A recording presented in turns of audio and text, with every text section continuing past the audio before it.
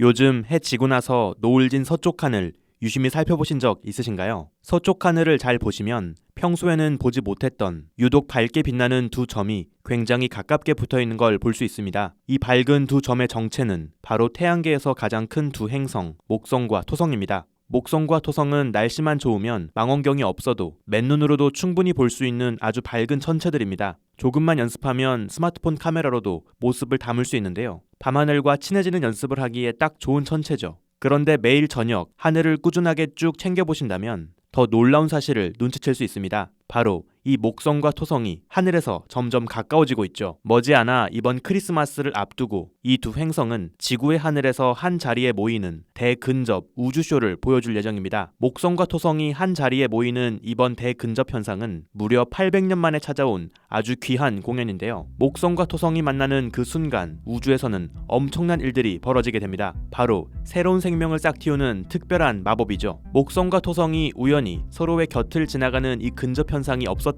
오늘날의 태양계도 오늘날의 지구도 완성될 수 없었습니다. 과연 목성과 토성은 어떻게 해서 하늘에서 이런 만남을 갖게 된 걸까요? 또 이 둘이 만날 때마다 우주에서는 어떤 특별한 일이 벌어지는 걸까요? 우주먼지 현자타임즈, 오늘은 곧 다가오는 2020년 12월 21일 우리가 놓치지 않고 봐야 할 최고의 우주쇼 목성과 토성의 놀라운 만남에 관한 이야기입니다. 지구의 하늘에서 목성과 토성 두 행성 사이 간격이 점점 가까워진다고 해서 실제로 두 행성이 정말 한데 모여 충돌하는 건 아닙니다. 실제로는 목성과 토성의 궤도가 서로 굉장히 멀리 벌어져 있죠. 다만 지구에서 봤을 때 보이는 목성과 토성의 방향이 우연히 겹치면서 두 행성이 비슷한 자리에 모여있게 되는 겁니다. 목성은 매 11년 10개월에 한 번씩 태양 주변 궤도를 한 바퀴 완주합니다. 토성은 그에 비해서 약 2.5배 정도 더 긴 29년 5개월 정도의 주기로 태양 주변을 공전하죠. 대략 목성이 5바퀴를 돌 때 토성이 2바퀴를 도는 2대5 정도의 궤도 공명을 이루고 있는 셈이죠. 태양계 더 안쪽 궤도를 돌고 있는 목성이 토성보다 더 빠르게 궤도를 돌고 있죠. 그래서 매번 더 빠르게 공전하는 목성이 더 느리게 공전하는 토성을 앞지르면서 목성과 토성이 우연히 비슷한 방향에 놓이는 시기가 찾아옵니다. 두 행성의 공전 주기를 따져보면 대략 20년에 한 번꼴로 이렇게 목성이 토성을 추월하면서 두 행성이 만나는 현상이 벌어질 수 있죠. 생각보단 드물지 않은 현상이라고 느껴지실지 모르겠습니다. 하지만 이번 2020년에 찾아오는 목성과 토성의 조우는 다른 때와는 다른 더 특별한 이유가 있습니다. 일단 이번 조우에서 두 행성은 다른 때와는 비교할 수 없을 정도로 훨씬 가까이 접근하게 됩니다. 두 행성이 가장 가까이 접근하는 12월 21일 저녁 지구의 하늘에서 겨우 0.1도 정도의 아주 미세한 간격을 두고 붙게 되죠. 지구의 하늘에서 보이는 보름달의 크기가 대략 0.5도 정도입니다.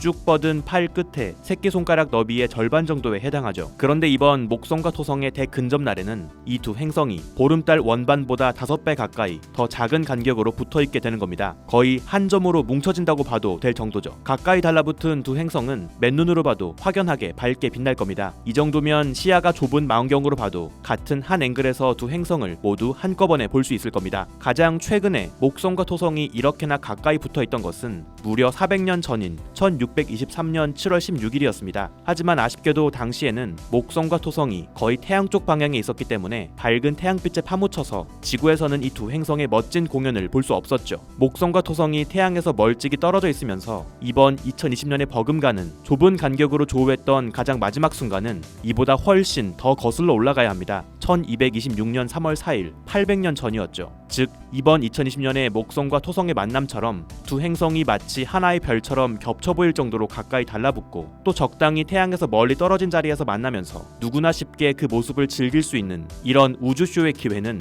800년 만에 찾아온 아주 귀한 순간이라고 볼 수 있습니다. 저도 며칠 전부터 날씨가 좋을 때마다 저녁 하늘을 챙겨보면서 조금씩 가까워지는 두 행성의 모습을 눈여겨보고 있는데요. 여러분도 꼭 까먹지 말고 태양계가 선사하는 이 멋진 순간을 꼭 여러분의 눈과 카메라에 담아보시길 바랍니다. 그런데 이런 행성들의 우연한 만남은 단순히 하늘에서 벌어지는 멋진 구경거리일 뿐 아니라 실제로 태양계와 우리 인류의 운명에 아주 큰 영향을 주는 역사적 사건의 계기가 되기도 했습니다. 성경 마태복음에 따르면 서기 0년 오늘날의 요르단 서부에 위치한 베들레헴이란 작은 마을의 하늘 위로 아주 밝은 별이 나타나며 예수의 탄생을 축복했다고 전해지죠. 일명 베들레헴의 별이라 부르는 이 현상이 동방박사를 인도해 주었다고 전해집니다. 그런데 놀랍게도 이 베들레헴의 별의 정체가 목성과 토성이 행성이 함께 만나면서 밝게 빛났던 대근접 현상이었을 가능성이 높습니다. 오랫동안 많은 역사학자들과 천문학자들은 당시 베들레헴에 떠올랐던 이 밝은 별의 정체가 무엇이었을지를 두고 다양한 연구를 해왔습니다. 우선 한 가지 짚고 넘어갈 것은 기원 전과 기원 후로 나뉘는 현재 우리가 사용하는 달력의 체계는 525년 디오니시우스가 예수 탄생일을 기준으로 정립한 건데요. 당시 디오니시우스는 기원 전 1년과 기원 후 1년 사이에 0년을 세지 않았고, 또 로마의 아우구스투스 황제 제2기간을 4년 누락시킨 바람에 현재 쓰고 있는 달력과 실제 역사에는 5년 정도의 오차가 발생하고 있습니다. 그래서 실제 베들레헴의 별이 등장했던 시기는 오늘날의 달력 기준으로 본다면 0년이 아니라 대략 기원 전 4에서 6년 즈음이 되도록 보정해 주어야 하죠. 그렇다면 과연 이 시기에 베들레헴의 별처럼 동쪽 하늘에 밝게 나타났던 천문 현상이 있었을까요? 독일의 천문학자 케플러는 성경에 등장하는 이 베들레헴의 별의 정체가 이 시기에 벌어졌던 태양계 행성들의 대근접이었을 것이라 추정했습니다. 케플러는 태양계 행성들의 움직임에 관해서는 최고의 전문가였다고 볼 수 있는데요. 케플러는 1603년 실제 궁수자리 쪽 하늘에서 벌어진 목성과 토성의 근접 현상을 관측했고, 과거에는 또 언제 이런 두 행성의 만남이 있었을지를 계산했습니다. 실제로 시뮬레이션으로 확인해보면 기원전 7년 5월경 목성과 토성이 동쪽 하늘에 떠있던 물고기 자리 방향에서 아주 가깝게 붙어있던 순간이 있었습니다. 마치 이번 2020년의 목성과 토성의 대근접처럼 동방박사의 눈을 사로잡는 아주 밝은 별처럼 보였을 겁니다. 고대 점성술에서 목성, 유피테르는 왕, 영웅을 상징합니다. 토성에 해당하는 세투르누스는 유피테르의 아버지이자 유대인의 수호자를 상징했죠. 즉 고대인들이 봤을 때 왕을 상징하는 목성과 유대인의 수호자를 상징하는 토성의 특별한 만남은 유대인 중에서 위대한 인물이 탄생할 것이라 해석될 수 있었습니다. 게다가 이 두 행성이 만났던 물고기 자리 역시 특별한 의미를 부여할 수 있는데요. 물고기를 의미하는 그리스어 익투스는 예수 그리스도, 하느님의 아들 구원자, 이 각 단어의 머리 글자로 이루어진 단어이기도 합니다. 그래서 먼 옛날부터 물고기란 단어 자체가 종교적인 특별한 암호나 상징적인 은어로 쓰이기도 했죠. 물론 이러한 추측 모두 우연히 들어맞는 여러 연관 없는 이야기들을 그저 끼워 맞춘 흥미로운 가설에 불과할 수 있습니다. 이 외에도 앞서 기원전 12년경 지구에 등장했던 헨리 해성이나 동양의 고대 천문 기록에 등장하는 초신성과 연관되었을 것이란 가설도 존재합니다. 하지만 현재까진 이 케플러가 처음 추측했던 밝게 겹쳐 보였던 목성과 토성이 베들레헴의 별의 정체 였을 것이란 가설은 꽤 유력한 가설 중 하나로 알려져 있죠. 만약 정말로 동방박사의 눈을 사로잡았던 그 밝은 빛의 정체가 바짝 붙어 겹쳐 보였던 목성과 토성이었다면 이번 2020년 무려 2000년 만에 다시 한번 베들레헴의 별의 멋진 순간이 재현되는 셈이 되는 거죠. 게다가 마침 절묘하게도 크리스마스를 앞두고 이 멋진 우주쇼가 벌어질 예정입니다. 물론 정확하게는 베들레헴의 별이 아니라 베들레헴의 행성이었다고 불러야겠죠. 그런데 목성과 토성의 만남이 더욱 특별한 이유는 또 있습니다. 예수가 태어나기도 훨씬 전 무려 50억 년 전에 있었던 목성과 토성의 절묘한 티키타카 덕분에 지금의 태양계가 완성될 수 있었죠. 혹시 태양계 행성들이 일렬로 나란하게 정렬되면 행성들의 중력이 한꺼번에 지구로 작용하면서 큰 지진이나 화산 폭발이 벌어진다는 종말론 들어보신 적 있을 겁니다. 같은 방향에 몰려있는 행성들의 중력, 조성력에 의해서 지구가 심각한 영향을 받을 것이란 주장이죠. 물론 그런 걱정을 할 필요는 없습니다. 실제 다른 행성들이 지구에 가하는 중력은 달에 의한 효과에 비해서도 훨씬 미미하기 때문이죠. 행성들이 마치 닭꼬치처럼 일렬로 쭉 나란하게 놓이더라도 밀물 썰물조차 일으키지 못할 정도로 그 효과는 아주 약할 겁니다. 하지만 지금보다 훨씬 오래 전 태양계가 갓 만들어진 지 얼마 안 되었던 먼 과거에는 이야기가 조금 다릅니다. 지금 보고 계신 그림은 태양계 형성 과정을 가장 나이스하게 설명해주는 모델 중 하나로 2005년 프랑스 니스의 천문학자들이 만들었다고 해서 니스 모델이라고 부릅니다. 태양계가 갓 만들어진 직후의 행성들은 지금보다 훨씬 더 컴팩트하게 다닥다닥 모여 있었죠.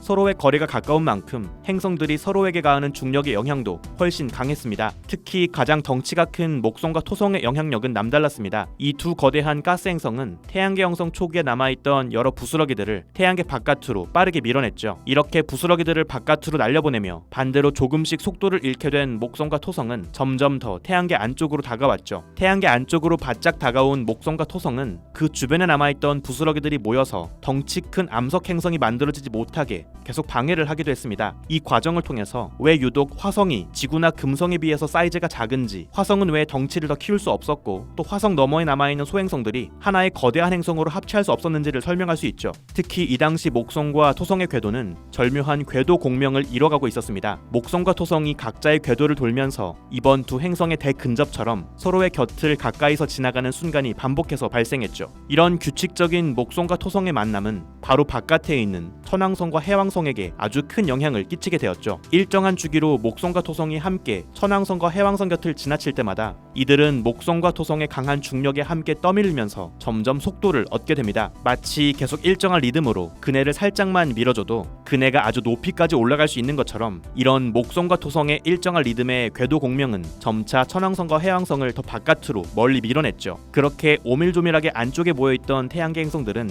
오늘날과 같은 모습으로 훨씬 멀리 바깥까지 퍼져나가며 대규모의 자리 바꾸기를 하게 됩니다. 이 니스 모델의 결과를 보면 굉장히 흥미로운 사실을 하나 확인할 수 있는데요. 태양계 형성 초기에 행성이 배열된 순서는 지금과는 약간 달랐습니다. 잘 보시면 목토 천해가 아니라 목토 해천의 순서로 행성에 놓여 있었죠. 그런데 바로 목성과 토성의 반복된 궤도 공명과 근접 현상을 통해서 가장 바깥에 놓여 있던 해왕성과 천왕성이 멀리 밀려나게 되었고, 바로 이 과정에서 원래는 더 안쪽에 있던 해왕성이 오히려 더 바깥으로 가장 멀리 밀려나게 된 것이죠. 바로 이러한 과정을 통해서 왜 더 바깥에 있는 해왕성이 오히려 안쪽에 있는 천왕성보다 더 질량이 무거운지도 설명할 수 있습니다. 원래는 해왕성이 더 재료가 많은 태양계 안쪽에서 만들어졌기 때문에 더 질량이 무거웠지만 이런 행성들의 대규모 이동 과정에서 가장 바깥으로 밀려났던 것이죠. 목성과 토성의 지속적인 간섭으로 인해서 태양계 최외곽으로 쫓겨난 해왕성은 태양계 가장자리를 떠돌던 돌멩이들을 끌어당기며 태양계 안쪽으로 이 소천체들을 내던지는 역할을 했습니다. 이렇게 바깥으로 쫓겨난 해왕성의 중력에 의해서 소천체들이 태양계 안쪽으로 쏟아졌던 이 시기를 태양계 형성 후기의 대융단 폭격 시기라고 부릅니다.